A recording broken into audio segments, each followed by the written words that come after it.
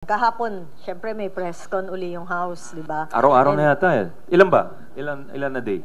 Parang Jimmy Santos na, I love you 3 times a day.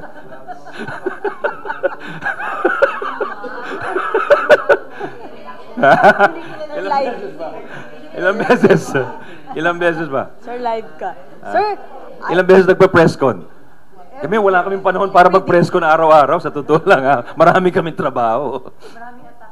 Sir, yun nga, well, yung press con kahapon, ang sinasabi kasi ng mga, parang yung congressman took offense doon sa naging reaction po ninyo. Specifically yung kay Senator senators in general, doon sa, kasi di ba may challenge sila na, o sabihin nyo sino talaga yung for charter change, and then iba-iba yung naging reaction. And then Senator Joel even said na, who is he? So parang ang call nila for the senators, not to take the issue personally, and parang rise above the issue nga daw po. What can you say about this? I think it will help going forward na, no? Pero kailangan, pagka inatake kami, syempre, hindi naman pwedeng hindi kami sumagot, di ba? Self-defense lang yun. That's an inherent right of every individual, every institution to defend themselves. Di ba? Pag binubuli ka na, hindi ka sasagot, di ba naman pwede? So, sir, very challenging. Di ba? Akong author ng Anti-Bullying Act sa House.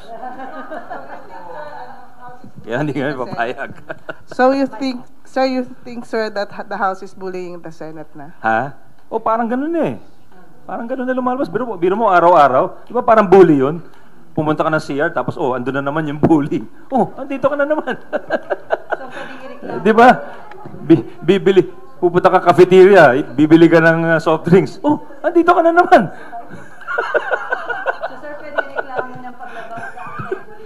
Sir, pwede ireklamo sa principal.